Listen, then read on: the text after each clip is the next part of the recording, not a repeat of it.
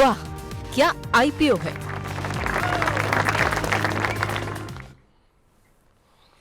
वाह क्या आईपीओ है का हमारा खास सेगमेंट, जिसमें कि हम आईपीओ बाजार से जुड़ी हुई हर छोटी बड़ी जानकारी आप तक पहुंचाते हैं। और ये वक्त काफ़ी महत्वपूर्ण इसलिए है क्योंकि देश का सबसे बड़ा आईपीओ खुला हुआ है, लेकिन त्रासदी ये है कि इसको अच्छा रिस्पांस मिल नहीं रहा है। इस पर बातचीत करने के लिए दो खास मेहमान हैं। हालांकि पहली टिप्पणी लेकर के अंशुल जी को अब हम धन्यवाद करेंगे, लेकिन हमारे साथ एक और खास मेहमान आस्था जैन जी हमारे साथ जुड़ चुकी हैं और नियमित रूप से हमारे साथ इस कार्यक्रम का हिस्सा बनते हैं। शौर्य हमारे साथ जुड़ चुके हैं। पहले तो आस्था जी बहुत बहुत स्वागत है आज की इस चर्चा के लिए, अपना महत्वपूर्ण समय देने के लिए। शौर्य से पहले टिप्पणी लेते हैं। शौर्य, बहुत उत्साहित नहीं दिखाई दे रहे हैं लोग। कहाँ मतलब हमने देखा बजाज हाउसिंग जैसे आईपीओ में 1.25 लाख करोड़ से ज़्यादा लोगों ने दे दिए और यहाँ पर कोई जो है 27,000 करोड़ देने को तैयार नहीं है। ठंडा रिस्पांस देखने को मिला और टिप्पणियाँ देखिए आप लोगों की, मतलब इसका एक सेगमेंट रखना पड़ेगा। जिस तरह के कमेंट लोगों ने देशभक्ति की भावना से ओतप्रोत देखने को मिल रहे हैं, मुझे समझ में नहीं आ रहा है कि इस आईपीओ को लेकर के लोग इतना भावुक क्यों हो रहे हैं। आपकी टिप्पणी पहले नंबर्स पे। जी, अगर नंबर्स की बात करें तो Hyundai आईपीओ में खाली अभी 25% सब्सक्राइब होता हुआ नजर आया, जैसा आप कह रहे थे। यहाँ पे रिटेल का कोटा हो चुका है 0.35 टाइम्स, एम्प्लॉय कोटा पूरी तरह भर चुका है, लेकिन हाई नेटवर्थ इंडिविजुअल ने 20% और QIB ने अभी खाली 9% ही सब्सक्राइब किया है और एक तरह से देखा जाए आधा टाइम निकल चुका है। लेकिन ग्रे मार्केट प्रीमियम थोड़ा सा बढ़ते हुए नजर आया है, जो 30 रुपये तक गिर गया था, अब 67 पे आ गया है, यानी 3.42% का हो चुका है। और जैसा आप बात कर रहे थे, कमेंट्स बहुत ही पोलराइजिंग आ रहे हैं, मतलब लोगों के आईपीओ को लेकर काफी ज्यादा स्ट्रॉन्ग रिस्पॉन्स आ रहे हैं, जैसा लग रहा है बियॉन्ड एक आईपीओ कुछ और ही बन चुका है। ये मुझे समझ में आ रहा कि आखिर में जिस तरह की टिप्पणियाँ आ रही है। अंशुल जी, कुछ एक टिप्पणियाँ मैं अपने दर्शकों के लिए पढ़ना चाहूँगा। नाम चाहें तो ले लेते हैं क्योंकि दर्शक हैं हमारे। अब विक्रम सिंह जी कह रहे हैं हुंडई वही कंपनी है जिसने कश्मीर को पाकिस्तान का हिस्सा बताया था ऑफिशियल हैंडल पर, और जो है इसलिए उसके हमारी भावनाओं का ध्यान रखना चाहिए, इसलिए मैं आईपीओ में अप्लाई नहीं करूँगा। और इसके अलावा जो है कुछ लोग वैल्यूएशन कह रहे हैं मार्केट में आईपीओ को अच्छा रिस्पांस मिल रहा है, इसको देखते हुए हुंडई अपना आईपीओ लेकर के आई है। वैल्यूएशन ज़्यादा है और हम लोग भारतीय निवेशक बेवकूफ़ नहीं है जो उल्टे सीधे दाम पर शेयर खरीदने में लग जाएं। हुंडई आईपीओ ने जो वैल्यूएशन रखा है, रतन जी कह रहे हैं उसको अप्लाई करने से बचे, आईपीओ नेगेटिव में जाएगा। और इसके अलावा जो है कह रहे हैं कि ये साउथ कोरिया की कंपनी है, सारा पैसा उठा करके साउथ कोरिया चला जाएगा, देश को कुछ नहीं मिलेगा। इस तरह की टिप्पणियां देखने को मिल रही हैं। अंशुल जी, आपकी टिप्पणी पहले, उसके बाद से आपको धन्यवाद करेंगे और अस्थाई से और चर्चा करेंगे। ये इतना भावनात्मक व्यू क्यों यहाँ पर निकल करके आ रहा है? ये जो टिप्पणियाँ आ रही हैं हम डेली पढ़ रहे हैं, आपकी टिप्पणी क्या होगी सर पहली, और आपकी कंपनी जो है वो क्या सलाह दे रही है इस समय हुंडई के आईपीओ पर? देखिए विपुल जी, मैं सारी चीजों से सहमत हूँ। पहले कश्मीर वाला इनका जो था वो बहुत गलत चीज थी। दूसरी चीज, पूरा का पूरा जो है आईपीओ ओएफएस है, यानी कंपनी को एक भी रुपया नहीं जाएगा, ना डेब्ट सर्विसिंग के लिए या कंपनी में कोई एक्सपेंशन के लिए कुछ। मोस्टली प्रमोटर और इन्वेस्टर अपना माल बेच के जा रहे हैं। और आप पिछले 8-10 आईपीओ देखिए, पॉलिसी बाजार हो गया, पेटीएम हो गया, इस टाइप के जितने शेयर देखिए जहाँ 50-55% से ज्यादा ओएफएस रहा है। कुछ स्टॉक्स में तो 100% भी रहा है। सारे स्टॉक्स की बहुत गजब पिटाई हुई है। तो अब एटलीस्ट आपको ये एक्सपीरियंस आ गया। जब मैं बार बार बोलता था कि आप पहले आईपीओ देखिए कि ये वाकई में आईपीओ है या आईपीओ के नाम पे ओएफएस में माल छेपा जा रहा है, तो अब एटलीस्ट हमें ये जागरूकता आ रही है कि आईपीओ का ब्रेकडाउन देखते हैं कि कितना फ्रेश इशू है और कितना ओएफएस है। 100% ओएफएस है, इसलिए मेरी 1000% सलाह रहती है कि इस आईपीओ से आप बच के चलिए। बिल्कुल भी निवेश नहीं करना है, ना लिस्टिंग के बाद इसको लेना है। दूसरा, हुंडई के साथ थोड़ी सी भावनात्मक दिक्कतें भी सभी की रही हैं, मेरी भी रही हैं, जो कश्मीर वाला ने किया था, तो मैं इस वजह से भी अवॉइड करके चल रहा हूँ। और अगर केवल लॉजिकल दिमाग भी लगाऊं तो ओएफएस में प्रमोटर अपना माल बेच रहा है, हायर वैल्यूएशन पे बेच रहा है, रिटेल इन्वेस्टर को माल पहनाने की कोशिश हो रही है, तो बिल्कुल इस स्टॉक को अवॉइड करके चलना चाहिए। आईपीओ हम अपने इन्वेस्टर्स को बिल्कुल भी नहीं भरने दे रहे हैं। और 3 महत्वपूर्ण बातें निकल के आई, आस्था जी के पास जाएं, क्योंकि एक तो जो इमोशनल वैल्यू जो आपने बताई है उसकी वजह से एक सोशल मीडिया पे बायकॉट चल रहा है, एक बड़ा कारण ये है। दूसरा, जो कि इनको ग्रे मार्केट पे जिस तरीके से जब एंकर इन्वेस्टर इन्होंने खोला था, ग्रे मार्केट के प्रीमियम को देख करके जो इन्होंने 200 रुपये प्राइस बैंड और बढ़ा दिया, वो एक बड़ा कारण है। लोगों को वैल्यूएशन थोड़ी सी महंगी दिखाई दे रही है, और उसके अलावा सेंटिमेंट बाज़ार का ये भी एक बड़ा कारण है, जिसकी वजह से थोड़ा ठंडा रिस्पांस मिलता हुआ दिखाई दे रहा है। अब क्या वाकई में लिस्टिंग गेन नहीं मिलेगा, या फिर क्या स्ट्रेटजी होनी चाहिए, आस्था जी से भी समझते हैं। अंशुल जी, आप इतनी देर तक चर्चा में जुड़े और चुन चुन के इसे ले करके और बाज़ार पर अपनी राय दी, बहुत बहुत शुक्रिया। और IPO बाज़ार पर अपनी राय रखी, बहुत बहुत धन्यवाद आपका। और आस्था जी, आपसे अब थोड़ा सा बातचीत करना चाहेंगे। ये जो इस समय प्रतिक्रियाओं का दौर जो है इस समय बना हुआ है, और मतलब इससे पहले बहुत सारे IPOs देखे जो हमने देखा काफ़ी शानदार रिस्पांस मिलता हुआ दिखाई दिया, लेकिन जितना बड़ा IPO है उतना ही ठंडा रिस्पांस एक तरीके से कह सकते हैं। कंपनी बड़ी, IPO सबसे बड़ा, लेकिन उसके बावजूद निवेशकों की तरफ से वो प्रतिक्रिया, वो वेलकम नहीं मिला, जैसा कि हाल फिलहाल के IPOs को देखने को मिला था। जी बिल्कुल। गुड आफ्टरनून विपुल जी। देखिए, इसके साथ काफ़ी सारे पॉइंट्स तो आपने बता दिए। अभी मैं बताना चाहूँगी कि रिस्पॉन्स नहीं मिलने के 2-3 बड़े कारण हैं। हमेशा हम देखते हैं कि मार्केट्स, या ऐसा बोला जाता है कि हिस्ट्री रिपीट्स इटसेल्फ। तो अगर हम इतिहास भी देखें IPO मार्केट का, तो अब तक एक कोल इंडिया को अगर मैं छोड़ देती हूँ मोस्टली, जहाँ तक मुझे ध्यान आता है, क्योंकि 2008 में जब हम लोग रिलायंस पावर को भी कवर करते थे, तो जो बड़े-बड़े साइज़ के बड़े-बड़े IPOs आए हैं, वो कभी भी मार्केट में लिस्टिंग डे के दिन प्रीमियम गार्नर नहीं कर पाए हैं, प्रीमियम दे नहीं पाए हैं। रिलायंस पावर जब 2008 में आया था, तो आपको पता है बहुत बड़ा यूफ़ोरिया था मार्केट्स में उसके IPO को लेके, और शायद तभी पीक भी बना था। तो उसके बाद से फिर जो हमने एक देखा कि जितने भी बड़े IPO आए, क्योंकि उसके बाद हमने देखा पेटीएम एक बड़ा IPO था, LIC बड़ा IPO था। तो ये जो बड़े-बड़े IPOs थे, इनमें कभी भी मार्केट ने अच्छा यहाँ पे लिस्टिंग गेन दिखाया नहीं है, और हमारी जनता जो है, वो अब इस चीज़ से भली-भाँति परिचित हो चुकी है कि बड़े साइज़ के IPO रहते हैं, तो वहाँ पे लिस्टिंग होना मुश्किल होता है। अब मैं एक लॉजिक आपको यहाँ पे, पहले तो फंडामेंटल्स की बात करूँ, तो देखिए कंपनी तीसरे नंबर की, क्योंकि हुंडई मोटर्स जो पेरेंट कंपनी है वो वर्ल्ड में तीसरे नंबर पे आती है। इंडिया में हुंडई मोटर्स इंडिया दूसरे नंबर पे आती है पैसेंजर व्हीकल सेगमेंट की। अगर हम बात करें, मारुति के बाद दूसरा नंबर इन्हीं का है, और इनका वॉल्यूम और मार्केट शेयर भी over the period of a time बढ़ा है। लेकिन इस IPO के साथ सबसे बड़ा इश्यू तो ये है कि साइज़ बहुत बड़ा है।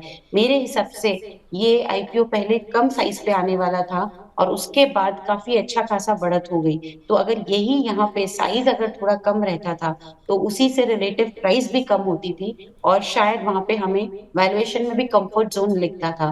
क्योंकि जो वैल्यूएशन अभी आ रहे हैं, वो लगभग 25-26 के PE मल्टीपल पे ये IPO आ रहा है, जो कि अपनी इमीडिएट पेयर, यानी कि मारुति की मैं बात करूँ, तो उसका इन लाइन विद मारुति के ही वैल्यूएशंस में लाए हैं। जबकि price to book value ratio पे देखते हैं, तो वहाँ तो मारुति से भी महँगा लगता है। मेजर कारण प्राइस टू बुक में इतना महँगा होने का यही है कि डिविडेंड के तौर पे काफ़ी बड़ा अमाउंट पहले से ही जा चुका है। तो ये सब चीज़ों की वजह से वैल्यूएशन एक तो ज़्यादा, दूसरी तरफ साइज़ बड़ा, तो वहाँ पे थोड़ा-सा मार्केट को, और तीसरी तरफ कंप्लीट OFS, कंपनी में कुछ आएगा नहीं, सारा कुछ एक ऑफर फॉर सेल है, प्रमोटर्स द्वारा सेल किया जा रहा है। तो ये तीनों पॉइंट्स को लेके यहाँ पे ज़्यादा उत्साह हमें मार्केट्स में देखने को नहीं मिल रहा, और एक ठंडा रिस्पॉन्स हम कह सकते हैं कि इस इश्यू को अभी हमें, आज जो दूसरा दिन है जब हम बात कर रहे हैं, तब तक देखने को मिल रहा है। मेरा आइडिया ये है कि ये जो IPO है, इसमें पहले तो मैं अपनी रिकमेंडेशन दे दूँ, सब्सक्राइब अगर किसी को करना है, तो सिर्फ़ और सिर्फ़ लंबी अवधि के लिए करें, और उसमें भी लंबी अवधि में मिनिमम 8 से 9 महीने का समय सीमा मान के ही इसमें सब्सक्राइब करें। जबकि लंबी अवधि तो हमेशा 1 साल के ऊपर की मानी जाती है, लेकिन फिर भी मिनिमम 8 से 9 महीने तो बिल्कुल माने, और उस हिसाब से इसमें निवेश करें। दूसरी तरफ देखें तो जो लिस्टिंग गेन के लिए, क्योंकि ज़्यादातर तबका रिटेल इन्वेस्टर्स का लिस्टिंग गेन की तरफ बड़ा आकर्षित रहता है, और वो लिस्टिंग गेन के लिए ही यहाँ पे पैसा लगाने के लिए ज़्यादातर इंटरेस्टेड रहते हैं। तो उनको सलाह है कि अभी रुक जाइए, लिस्टिंग गेन के हिसाब से ना लगाएँ। पीछे 2 कारण हैं, एक तो वैल्यूएशन ज़्यादा है, अगर वैल्यूएशंस थोड़े से डिसेंट होते तो लिस्टिंग पे भी एक बढ़ने का रूम मिलता था। वैल्यूएशन ज़्यादा है, दूसरा मार्केट की कंडीशन में भी बहुत अच्छी नहीं है। आज भी हम देख रहे हैं तो एक डामाडोल कंडीशन में इंडियन मार्केट्स है। तो थोड़ा-सा मुझे लगता है मार्केट का सपोर्ट नहीं है, वैल्यूएशन ज़्यादा है, और बड़े साइज़ का IPO है, तो जब इतनी सप्लाई मार्केट में आती है, तो उसे एब्ज़ॉर्ब करना भी एक बड़ा काम होता है, ये देखने की बात होगी। लेकिन इसमें एक ही चीज़ है जो कैveat हम कहते हैं, या एक ही चीज़ जो अलग निकलती है, और विपुल जी, जहाँ पे मैं आपका भी ध्यान आकर्षित करना चाहूँगी जी। कि ये अगर इश्यू 2 टाइम सब्सक्राइब हो जाता है, 1 या 2 टाइम या 3 टाइम ज़्यादा से ज़्यादा, तो फिर जो लोग सब्सक्राइब करने वाले इस इश्यू को रहेंगे, वो बिल्कुल हम कह सकते हैं स्ट्रॉन्ग हैंड्स रहेंगे। यानी कि वो लोग वो ही एंटर करेंगे जिनको कि पूरा लंबा नज़रिए के हिसाब से ही ये आईपीओ में पैसा लगाना है और जो लिस्टिंग डे के हिसाब से नहीं आने वाले। तो उस समय ये भी एक हो सकता है, ये भी एक चीज़ हो सकती है कि लिस्टिंग के दिन अगर ये आईपीओ ज़्यादा सब्सक्राइब नहीं हुआ, ठीक-ठाक ही हुआ, 2 गुना, 3 गुना उससे ज़्यादा नहीं हुआ, तो जितने भी हैंड्स जिन्होंने सब्सक्राइब किया वो शॉर्ट नहीं, वो जिसे हम कह सकते हैं स्ट्रॉन्ग हैंड रहेंगे और वो हैंड्स लिस्टिंग के दिन बेचने नहीं आएँगे। तब ये एक ज़रूर बात हो सकती है कि लिस्टिंग के दिन अगर माल बिकने नहीं आया, तो हो सकता है कि इश्यू की प्राइस सस्टेन कर जाए या थोड़ी ऊपर भी हो जाए, यानी कि फ्लैट लिस्टिंग भी हो या थोड़ी ऊपर भी हो। लेकिन बहुत बड़ी लिस्टिंग प्रीमियम हम यहाँ पे मान के नहीं चल रहे हैं, ऊपर भी कितना हो जाएगा 4-5%। तो अब हमारे रिटेल इन्वेस्टर को ये सोचना है कि क्या इतने लिस्टिंग गेन के लिए रिस्क लेना है कि नहीं? तो मेरे हिसाब से बेटर है अभी वेट एंड वॉच करिए। इतने लिस्टिंग गेन के लिए अगर होता है, मैं ये नहीं कहती हूँ कि इतना होगा, लेकिन मैंने आपको एक और संभावना जताई कि अगर ये सिर्फ माल एकदम पक्के हाथों में जाता है, तो हो सकता है लिस्टिंग के दिन सेलिंग ना देखने को मिले, तो टिक भी सकती है लिस्टिंग पे इश्यू की प्राइस या थोड़ा बहुत प्रीमियम भी देखने को मिल सकता है। लेकिन क्या उतने प्रीमियम के लिए रिस्क लेना ज़रूरी है? वो मुझे लगता है कि नहीं, क्योंकि इश्यू साइज़ भी बड़ा है। मैं बार-बार इस चीज़ पे ज़्यादा जोर दे रही हूँ और दूसरा वैल्यूएशंस इन्होंने बराबर के मारुति के बराबर लाके खड़े कर दिए या थोड़े से स्ट्रेच ही हैं। इस वजह से शॉर्ट टर्म या फिर लिस्टिंग गेन के लिए जो हमारे यहाँ पे रिटेल इन्वेस्टर इंटरेस्टेड रहते हैं, उनको सलाह है, रुक जाइए, नहीं लगाइए। ज़्यादा से ज़्यादा क्या होगा, अगर लिस्टिंग अच्छी भी हो गई तो 4-5% प्रीमियम ऊपर होगी, उससे ज़्यादा कुछ नहीं होगी। लेकिन उस टाइम फिर आप डिसाइड करिए कि हमें इसमें एंट्री करनी है कि नहीं। तो अभी हमें यही हम यहाँ पे राय दे रहे हैं, लिस्टिंग गेन के लिए मत लगाइए। लिस्टिंग के दिन किस तरह से प्राइस का मोमेंटम होता है, उसी को मद्देनज़र रखते हुए आगे की स्ट्रैटेजी डिसाइड करिए। लॉन्ग टर्म का कोई इन्वेस्टर है जो मान के चल रहा है कि अगर थोड़ी नीचे भी लिस्टिंग हुई तो मुझे फ़र्क नहीं पड़ता, मुझे ये कैटेगरी का स्टॉक मेरे पोर्टफोलियो में रखना है, वो चाहें तो एक बार यहाँ पे अपना रुख बना सकते हैं। बाकी हमारी सलाह ठीक। तो यही है, लिस्टिंग के हिसाब से रहने दीजिए और इसमें लिस्टिंग के हिसाब से ना लगाएँ। लिस्टिंग के हिसाब से ना लें। और अगर आपको बहुत लंबी अवधि के लिए लेना है तो बहुत लोग सही बात कह रहे हैं कि मतलब एक बार लिस्ट हो जाएगा भाई, बहुत आपने कोई बहुत बड़ी चीज़ नहीं मिस कर दी है। ऐसा नहीं है कि शेयर अब डबल हो जाएगा यहाँ से। 4-5% प्रीमियम पे मिल रहा है अगर आपको, तो और तो आप सेकेंडरी मार्केट से भी ले सकते हैं। तो लेकिन अगर आपको लेना है तो ये सोच के लीजिए कि आपको लंबी अवधि के लिए आप लेने जा रहे हैं। बहुत छोटी अवधि के में आपको कोई बहुत बड़ा मुनाफा मिलेगा, ऐसी उम्मीद ना रखें। मैम, अगर हमारे पास ये विकल्प है कि हम या तो हुंडई में लगाएं या फिर जो आईपीओ जो पहले से लिस्टेड कंपनियां उनमें लगाएं, तो आपका दांव क्या होगा? जरा एक बार वैल्यूएशन वाले ग्राफिक्स जो है दिखा दीजिए अगर आपके पास हो। कल हमने इस पर काफ़ी अच्छे से बातचीत की थी, किस तरीके से, नहीं ब्रोकर्स की राय भी हम देख लेंगे, लेकिन कल हमने ये ग्राफिक्स दिखाए थे कि आखिर में वैल्यूएशन के लिहाज से बाकी कंपनियों के मुकाबले जो है क्या कुछ स्थिति यहाँ पर देखने को मिल रही है। और उसमें भी अगर हम देख रहे थे तो बहुत ज़्यादा मतलब नहीं, यहाँ पर स्थिति ऐसी थी कि बहुत सस्ता नहीं लग रहा है। तो ऐसा ना करें कि हम इसकी तरफ ना जाते हुए, बल्कि जो बाकी जो हमारे पास M&M है, टाटा मोटर्स है, हमारे पास मारुति मौजूद है, उस तरफ का के शेयर ले लें अगर हमको ऑटो में ही जाना है तो। जी बिल्कुल, देखिए ऑटो की अगर हम बात करें तो वैसे तो इमीडिएट फेयर में इसका मारुति आता है और मारुति में एक ही चीज़ थी कि पोर्टफोलियो में एसयूवी जो है, वो मारुति का जो परसेंटेज ऑफ पोर्टफोलियो है वो इतना ज़्यादा नहीं है जितना हुंडई का है। और एसयूवी के लिए हम सब जानते हैं हमेशा ज़्यादा मार्जिन देने वाला ये एक सेगमेंट रहता है। तो यहाँ पे हुंडई को एज है। दूसरी एज क्या है कि हुंडई के कुछ एक रेशियोज़ जैसे रिटर्न ऑन कैपिटल एम्प्लॉयड और मार्जिन वगैरह थोड़े से मारुति से ज़्यादा हैं। उसके पीछे का कारण भी मैं बताती हूँ, क्योंकि जो उनकी मैन्युफैक्चरिंग फैसिलिटी है वो बहुत ज़्यादा नहीं है। एक ही फैसिलिटी है या 2 ही फैसिलिटी है। तो उस हिसाब से आपका फिक्स्ड एसेट टर्नओवर रेशियो जो होता है वो बढ़िया रहता है, क्योंकि आपका ज़्यादा यहाँ पे बड़ा फिक्स्ड एसेट नहीं है और उस हिसाब से आपके रिटर्न रेशियोज़ बढ़िया निकलते हैं। लेकिन अब ये कैपेसिटी एक्सपेंशन भी कर रहे हैं आने वाले टाइम में। तो मुझे लगता है कि ये जो आरओसी जो एक बढ़िया रेशियो इनका अभी दिख रहा है, ये भी थोड़ा डाइल्यूट होता हुआ नजर आएगा। मारुति के हिसाब से थोड़ा सा ज्यादा है, बाकी सब पैमानों पे मारुति ज्यादा अच्छी है। तो बिल्कुल मैं तो यही बोलूंगी कि थोड़ी सी गिरावट आती, क्योंकि देखिए बिल्कुल जी अभी जिस तरह के ट्रेंड्स आ रहे हैं और हम हर महीने के स्टार्टिंग में जो ऑटो नंबर्स आते हैं उसमें भी अगर आपने देखा होगा तो थोड़ी सी गिरावट आई है। तो अभी तो इंडस्ट्री का टेल विंड भी यहाँ पे नहीं है, क्योंकि धीरे धीरे गिरावट आने लगी। यही आईपीओ ये आज से 1 साल पहले लेके आते तो बहुत बढ़िया रहता था, क्योंकि उस टाइम ऑटो सेक्टर बिल्कुल फ्रेंजी में था। बहुत बढ़िया नंबर्स हमें देखने को मिल रहे थे, क्योंकि सप्लाई क्रंच था, तो डिमांड बहुत ज्यादा ऑटोज को लेके आ रही थी, ऑटोमोबाइल्स को लेके आ रही थी। तो उस टाइम ये आईपीओ बहुत बढ़िया एक टाइमिंग मानी जाती है। लेकिन इस टाइम पे जबकि अब ऑटो नंबर्स में भी थोड़ी नरमाहट आने लगी है, उस हिसाब से मुझे लगता है मारुति एक ज्यादा अच्छा प्लेयर है। एमएनएम भी अच्छा लगता है, और दोनों पे नजर बना सकते हैं। तो डेफिनेटली हुंडई। लेकिन एक चीज मैं आपको बोलती हूँ विपुल जी, ये इतना बड़ा आईपीओ है ना कि ज्यादातर म्यूचुअल फंड इसको बिल्कुल अपने पोर्टफोलियो में रखेंगे, तो ये लॉन्ग टर्म में एक अच्छा कैंडिडेट साबित हो सकता है। लेकिन अभी चर्चा यही है कि आईपीओ में लगाना है कि नहीं, तो लिस्टिंग गेन के लिए ना लगाएं। मारुति अच्छा लगता है, वहां पे नजर बना के रख सकते हैं। अच्छा मैम, एक बात बताइए कि अगर इसका आईपीओ को उस तरह का रिस्पांस जैसा अभी तक का है, बहुत अच्छा रिस्पांस तो है नहीं, इसकी वजह आप बड़ी वजह क्या मानती हैं? क्या वैल्यूएशन ज़्यादा लगती है? ऑटो सेक्टर जैसा कि आप अभी जिक्र कर रही थी कि वो उस समय ट्रेंड में नहीं है ऑटो सेक्टर, या फिर आपको लगता है कि जो सोशल मीडिया पे कमेंट आ रहे हैं हुंडई को लेकर के, कश्मीर और बाकी चीज़ों को लेकर के, कि जैसा अभी मैंने 2-3 कमेंट आपको पढ़ के भी बताया कि इन्होंने कश्मीर को जो है हिस्सा नहीं बताया था सोशल मीडिया पे, ट्विटर पे, बहुत जगहों पर, कि ये जो है पैसे उठा करके कोरिया लेके चले जाएंगे।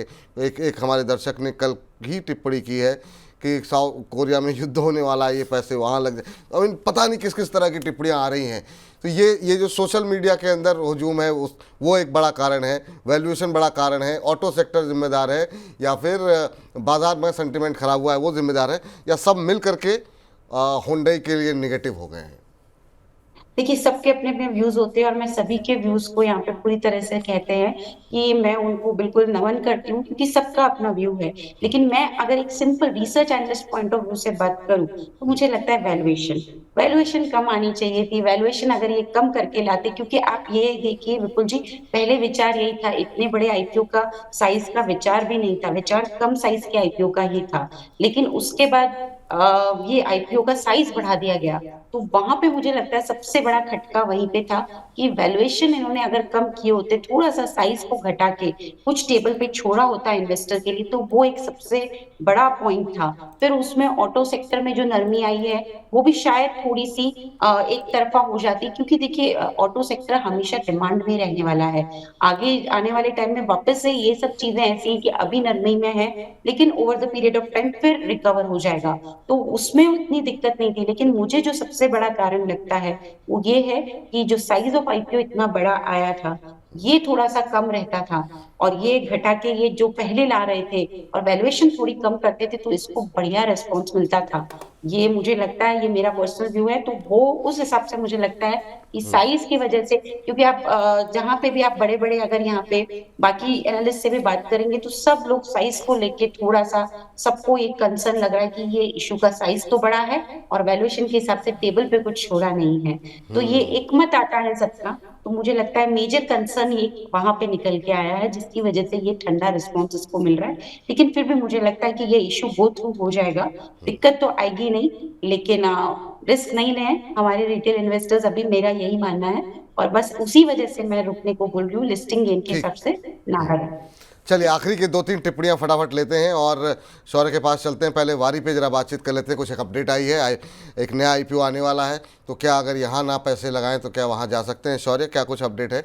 और ग्रे मार्केट में कहीं पर तो प्रीमियम बढ़ रहा है। जी बिल्कुल जी, वारी एनर्जीज का आईपीओ जो है वो मंडे से आने वाला है 21 तारीख से, और वहाँ भी आईपीओ का साइज ठीक ठाक है। मेन बोर्ड पे 4000 करोड़ से ऊपर का साइज है, जिसमें 3600 करोड़ फ्रेश इशू है, और वारी की मार्केट कैपिटलाइजेशन 42,000 करोड़ है। सुपीवी की सबसे बड़ी कंपनी है।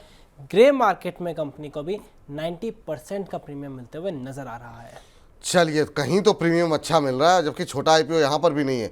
मैम, वारी एनर्जीज, और ये जो है 21 तारीख को आएगा, शुक्रवार को आप हमारे कार्यक्रम का हिस्सा रहेंगी, तो उम्मीद है कि इस पर और डिटेल में बातचीत होगी, लेकिन मोटा मोटा जो आपने कहीं पर देखा सुना हो तो क्या आप कारण मान रही हैं कि यहाँ पर 80-90% तक के प्रीमियम मिलते हुए दिखाई दे रहे हैं?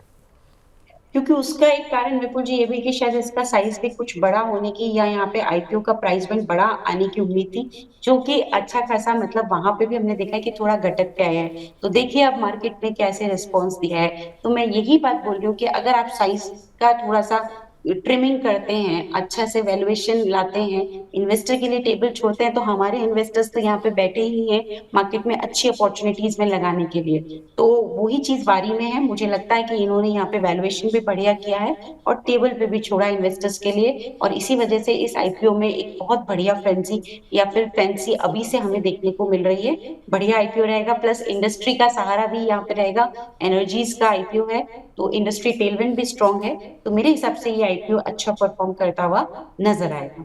ठीक मैम, लेकिन आपको लोग ऑब्जर्व बड़ा ज़्यादा करते हैं।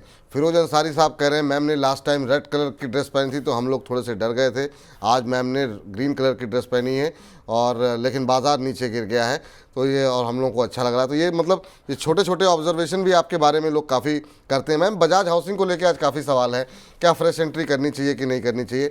अभी आपका व्यू क्या है, क्योंकि काफ़ी कुछ पानी बह चुका है बजाज हाउसिंग को लेकर के, लिस्टिंग हो गई, सब कुछ हो गया, और दूसरा बहुत लोगों के आसपास अभी भी बजाज हाउसिंग के शेयर पड़े हुए हैं, क्या उनको जो है अब प्रॉफिट बुक करना चाहिए, नहीं करना चाहिए? आपकी सलाह क्या रहेगी? देखिए प्रॉफिट बुक ना करें, थोड़ा सा रुक जाए। मुझे लगता है वापस से तेज होगा, 150 तक तो जाने की कोशिश कर सकता है, लेकिन नई एंट्री के लिए अभी यहाँ पे रुक जाए। तो जिन्होंने लिया हुआ है वो तो बने रहे पोजीशन में, और जब रिजल्ट्स आने वाले होते हैं ना विपुल जी, तभी मेरे को लगता है होल्ड कर लीजिए, रिजल्ट पे कड़ी नजर रखिए, क्योंकि रिजल्ट के हिसाब से ही एटलीस्ट 1 या 2 महीने तक, जब तक रिजल्ट का वो कुमार निकलता नहीं है, स्टॉक उसी के हिसाब से यहाँ पे बिहेव करता है। तो अभी रिजल्ट्स आने के बाद हम इस पे वापस से एक रिव्यू कर सकते हैं, बट नई पोजीशन के लिए रुक जाइए। लिया हुआ है तो बिल्कुल बने रहें। मेरे हिसाब से वापस में ऊपर में ये 150 155 तक जाने की यहाँ पे एक क्षमता रखता है। ठीक, एक प्रश्न और आया है अरकाड़े को लेकर के, अरकाड़े डेवलपर्स को लेकर के। कह रहे हैं कि मैंने आज किशोर पुरोहित जी हैं, कह रहे हैं गोपाल स्नैक्स में आज 455 पर प्रॉफिट बुक कर लिया है, अरकाड़े के 60 शेयर अभी होल्ड पड़े हुए हैं, प्लीज़ व्यू बताइए कि क्या करना चाहिए। कह रहे हैं विपुल सर की तबीयत ठीक नहीं है आज। बिल्कुल सही कहा सर, थोड़ी सी तबीयत नासाज है, मौसम का खुमार देखने को मिल रहा है, थोड़े से जुकाम सर्द और जो है देखने को मिल रहा है, लेकिन आप लोगों की सेवा में तत्पर लगे हुए हैं। मैम बताइए क्या आपकी सलाह रहेगी अरकाड़े को लेकर के? देखिए आर्किड डेवलपर्स में 128 में आने वाला आईपीओ अभी तो 160 पे मिल रहा है, तो बढ़िया प्रीमियम तो इसने अभी भी मेंटेन किया हुआ है, और हमारी सलाह तो लगाने की भी थी। तो मेरे हिसाब से एंट्री करनी हो तो कर सकते हैं, बाकी रिजल्ट देख के करेंगे तो सेफ हो जाते हैं, और कुछ नहीं कि हाँ हमें नतीजे भी पता है और उसके बाद हमने एंट्री की अच्छे नतीजों के बाद, और ये रहेगा। नहीं तो फिर वो नतीजों के पहले करेंगे तो थोड़ा सा एक कंसर्न रहता है, अगर नतीजे अच्छे नहीं आए तो फिर मार्केट आपको पता है पनिश भी करता है। मेरे हिसाब से रिस्क ले सकते हैं तो एंट्री करिए, नहीं तो नतीजे दिखने के बाद एंट्री करिए। लिया हुआ है तो बिल्कुल होल्ड करने की सलाह है। नहीं नहीं, ये इनके पास आईपीओ के टाइम पे पड़े हुए हैं मैम अरकाड़े। हाँ तो बिल्कुल होल्ड ही कर लीजिए। मुझे लगता है वापस से ये स्टॉक तेज होगा और हमें 170 से लेके 180 तक के लेवल्स देखने को मिलेंगे। होल्ड करने की सलाह, होल्ड करने की सलाह है। तो चलिए अब कार्यक्रम को समाप्त करने का वक्त आ गया है। हमारे एक दर्शक हैं कलीम सिद्दीकी साहब, कह रहे हैं आज से मनी 9 देखना बंद, ना ही सवाल लेते हैं और सिर्फ दूसरे के सवाल लेते हो। 1.5 घंटा देखने के बावजूद भी अगर सवाल नहीं लिया जाए तो क्या फ़ायदा। कलीम साहब ऐसे नाराज़ नहीं होते हैं, सवालों की संख्या ज़्यादा है और समय हमारे पास कम रहता है, और उसमें बहुत सारे सेगमेंट्स हैं और हर सेगमेंट की अपनी महत्वपूर्ण जगह है। तो नहीं लिया गया कोई बात नहीं, आगे ले लिया जाएगा सर, ऐसे नाराज़ नहीं होते हैं। आस्था जी बहुत बहुत शुक्रिया, धन्यवाद आपका आज की इस चर्चा में जुड़ने के लिए और विस्तारपूर्वक आईपीओ बाजार पे चर्चा करने के लिए। शौर्य आपका भी बहुत बहुत धन्यवाद आज की इस चर्चा में जुड़ने के लिए। वाह क्या आईपीओ है।